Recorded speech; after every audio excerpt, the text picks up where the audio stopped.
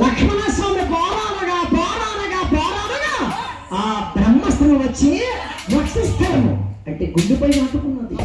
ఎప్పుడైతే గుండెపై లక్ష్మణస్వామి గుండెపై నాటుకున్నదో లక్ష్మణ అన్నయ్య రామచంద్ర రామ రామ అని గురుదేవ లక్ష్మణ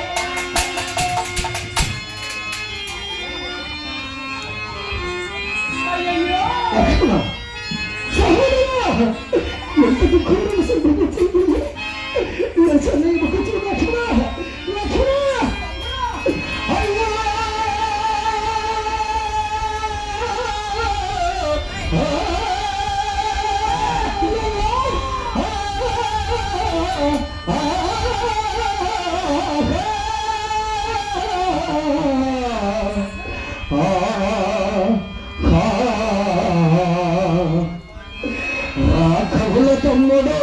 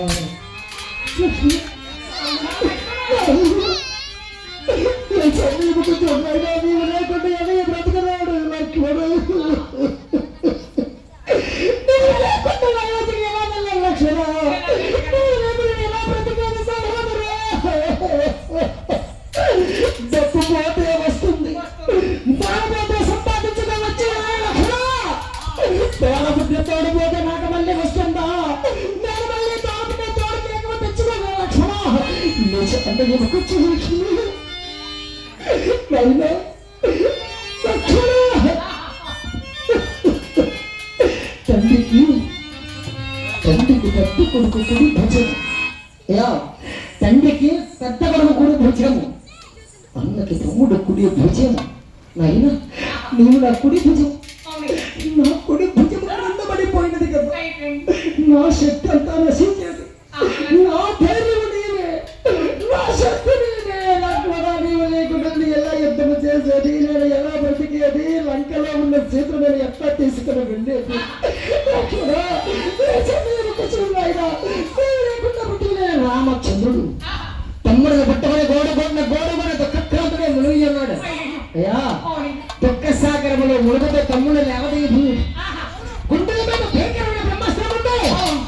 ఆ గుండె మీద నాటుకున్న బాణాన్ని చూశాడు రామచంద్రుడు. ఆ గుండె మీద ఉన్న బాణాన్ని తీస్తున్నాడు. ఎలా తీస్తున్నాడు?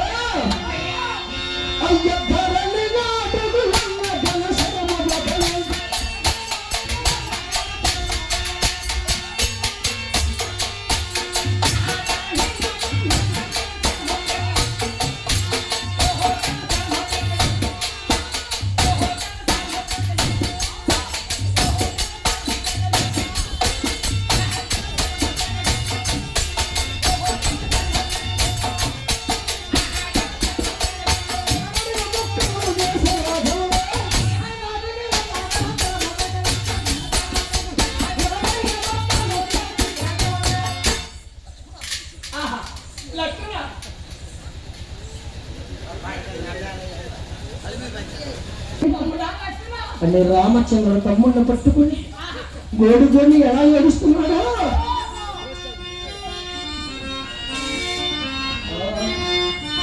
పాలవన్నము చిరుగ పలవరస తమ్ముడా పలుకుది తమ్ముడా సహోదరములకవే నీ తమ్ముడా.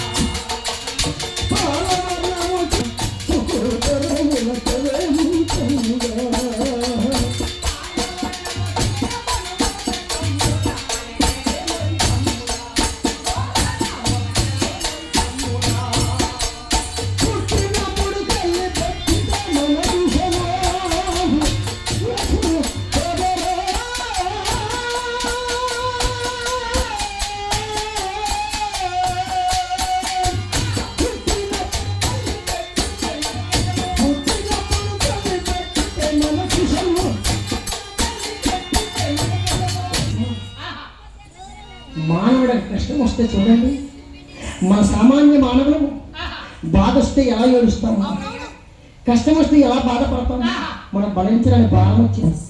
మోయలేని కష్టం వచ్చిన ఏమనుకుంటామండి? ఎందుకు ఈ బాధ, నాకు ఎందుకు ఈ జన్మ, చావు వచ్చినా బాగున్నాం అని ప్రతి ఒక్క మానవుడు కష్టం వచ్చేటప్పుడు అనుకుంటారు. సుఖం వచ్చినప్పుడు ఎవరు అనుకో. అయ్యా ఇంకా భరించడానికి బాధ వస్తే ఏమంటాడు మానవుడు?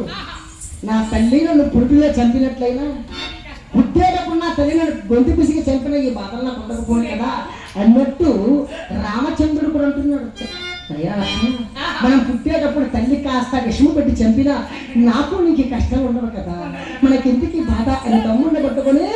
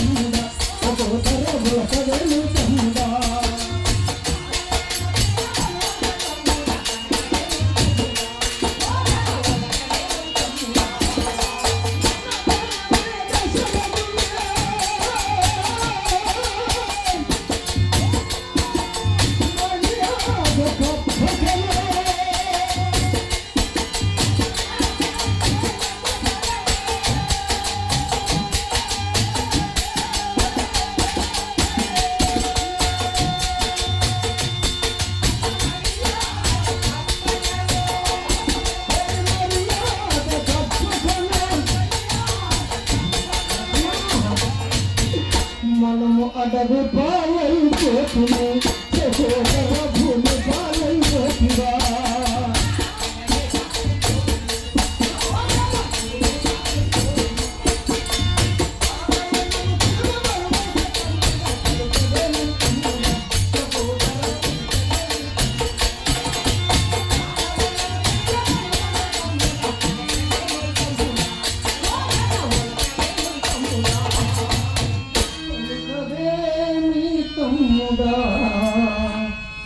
ఉలకవే నీ తమ్ముడా.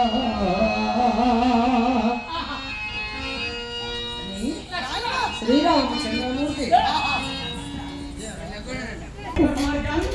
రావణాసుడికి సమయము వ్యక్తి సమయం బ్రహ్మ రావణాసురుడు విడిచిపెడుతున్నాడు. నా శక్తి ఏంటో నా సాహసాలు ఏమిటో వారికి నేను చూపిస్తాను. భయం అంటే ఏమిటో రావణాసుడికి తెలియజేస్తాను. అదే రామచంద్రుడు శ్రీరామచంద్రమూర్తి వారు పాపాన్ని వారలేక ఏమంటున్నారు? అయ్యో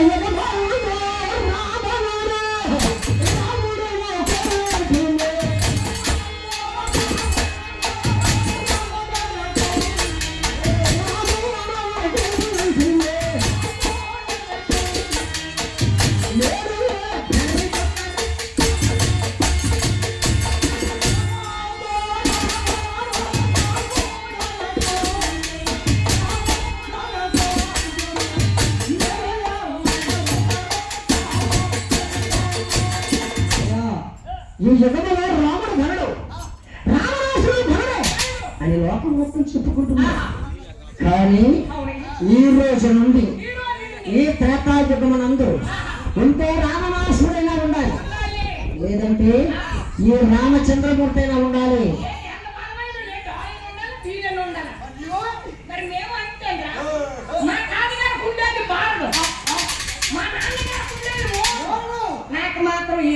ఏంటి బాబది? మూతి మీద మేసాను. మా తాతగారు దానిమ్మ పళ్ళు పెట్టారు.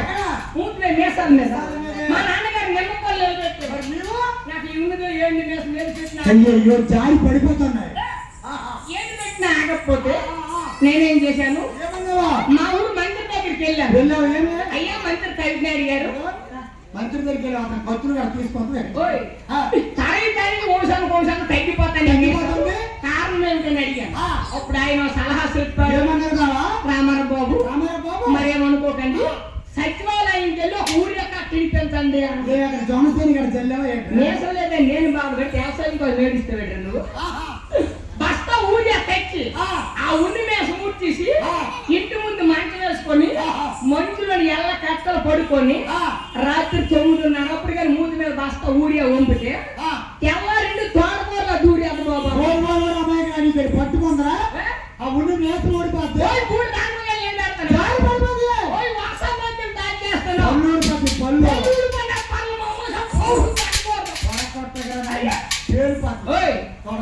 మా తాత గారు మా నాన్నమ్మ ఎలా పెంచారో తెలుసా? ఎలా పెంచారో? ఊరియా ఉప్మా చేసేదా? ఊరియా ఉప్మా చపాతీ శివనగొండ చపాతీ చేసి డిఎపి కాపరేసి గుడిని పక్కన చేసి అందుకే కింద రాయి నాకు ఇప్పుడు కాదు. నేను కెట్టం పెట్టి కింద రాయి మీద కెట్టి చుట్టూ దండం పెట్టి గ్లాస్ పంచదాన్ని తాగి కింద గెంతిడిమే చిన్నగొందర గ్రామం పేరు ఏపుని అప్పడాలుగా నేను గొంతు పెడితే ఒక చైతన్య పగలగొట్టు రాలేదు. ఏపుని అప్పడాలు ఎరవి కొట్టు నొక్కే చేస్తుంది.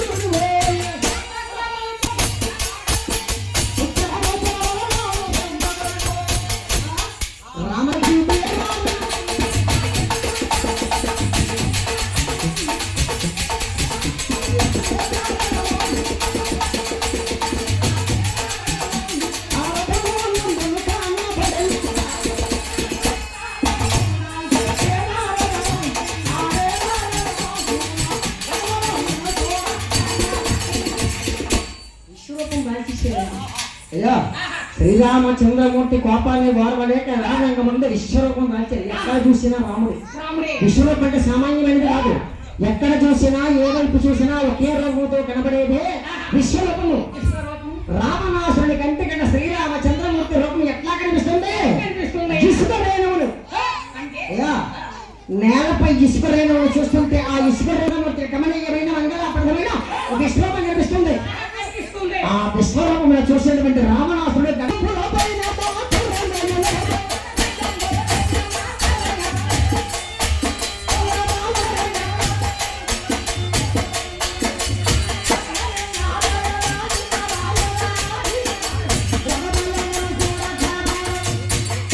గజిములు అంటే మధించినటువంటి పెద్ద ఏనుగులు ఏనుగులపై చూసిన రామచంద్రుడు. అయ్యా రావణాసుడు యుద్ధము చేయని ముందుకు వస్తుంటే ఏనుగుపై చూశాడు. ఏనుగులో రామచంద్రుడు కనిపిస్తున్నాడు రావణాసుడి కంటికి. గుర్రాలపై చూశాడు. గుర్రాలపై చూసిన రామచంద్రుడు, ఏనుగులపై చూసిన రామచంద్రుడు, రథములపై చూసిన రామచంద్రమూర్తి. ఎక్కడ చూసినా ఏ వైపు చూసినా శ్రీరామచంద్రమూర్తిగా గమనీయమైన మంగళప్రదమైనటువంటి విశ్వం కనిపిస్తుంది. ఎవరికి? రావణాసుడి కంటే కనిపిస్తుంది. అది చూశానంటే రావణాసుడు. ఎక్కడ చూసినా రాముడే కనిపిస్తున్నాడు. నేను ఏ రాముడిని కొట్టాను? రథం మీద ఉన్న రాముడిని కొట్టావా? గుర్రాలపై ఉన్న శ్రీరామచంద్రుని కొట్టావా? ఏడుగుల మీద ఉన్న రాముడిని కొట్టారు. ఎక్కడ ఉన్నా రాముడే కనిపిస్తున్నాడు. మరి నేను యుద్ధం చేయలేము అని రావణాసుడు ముందుకు అడుగు వెనుక వేశాడు. ఎప్పుడైతే వెనుకడుగు వేశాడో వెనుక కూడా ఎవరున్నారండి?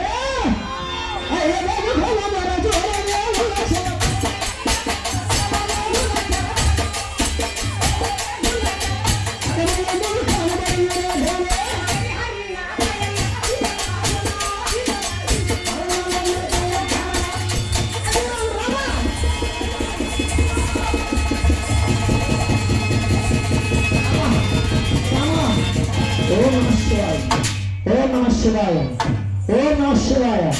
హర హర మహాదేవ శంభో శంకర కైలాసవాస.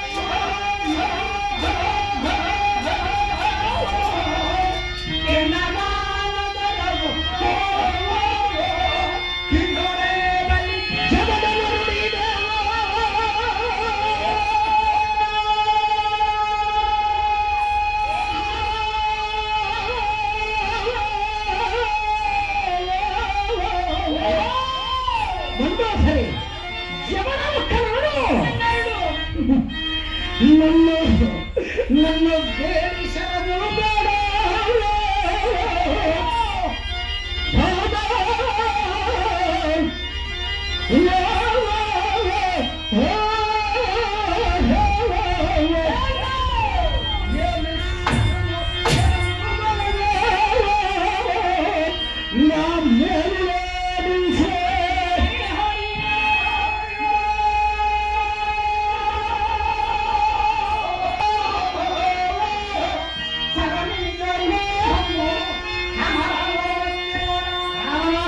మండోదరి పట్టుకోండి. ఎందుకంటే మహాతల్లి మండోదర బాధ ఏమిటి లేదు.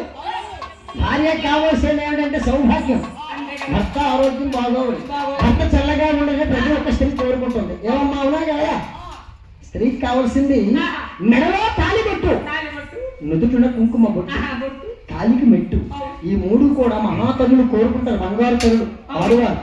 కాబట్టి లక్ష్మీ సౌభాగ్యంగా ఉండాలి అయ్యా. కాబట్టి లక్ష్మీ మెడలో మాంగళ్యం ఉంటే లక్ష్మీదేవి సాక్షాత్ అమ్మవారు ఉన్నట్లే. కాబట్టి రావణాసుడు ప్రాణాలు కాపాడుకోగా మహాతల్లి అనాబాధ పడుతుంది. ఎన్ని దుర్మార్గాలు చేసి వచ్చినా కూడా రావణాసుడు సహించి రావణా ఇది ధర్మం కాదు నా మాట విను అని ఆ మహాతల్లి రావణాసుడికి మాత్రం ధర్మాన్ని బోధిస్తూనే ఉంటుంది. రావణాసుడు వింటున్నాడు. రావణాసుడు అంటున్నాడు మండోదరి పెట్టండి, మండోదరి రావణాసుడికి ఎంతవరకు వాదన లేదు. భూలోక భూలోక శివుల్లోక నాగలోక మధ్యలోక రసాల తర్వాత పాపం లోకాన్ని జయించుకుని వచ్చాను. కానీ ఎంతవరకు నాకు వాటం లేదు, ఎంతవరకు నాకు వాటం లేదు.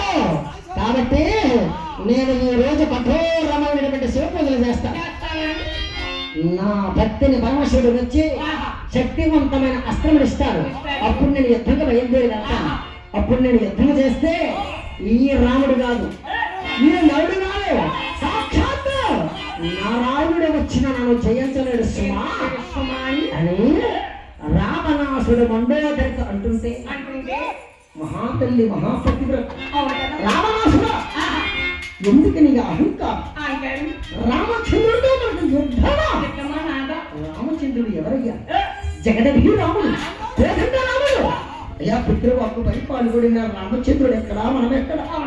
రాముడితో యుద్ధం తగదు అని ఆ మహాతల్లి అంటుంటే రావణాసురుడు అంటున్నాడు, మండోదరే ఈ రావణాసుడి పరాక్రమం పూర్తిగా తెలియదా? చెప్తాను విడుము.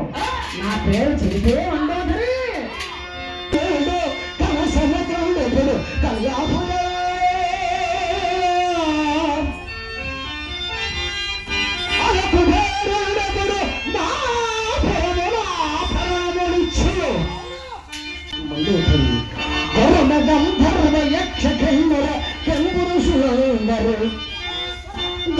గంధర్వ యక్ష కిన్నర కెంపురుషులందరూ నాకు సేవకులేదరే.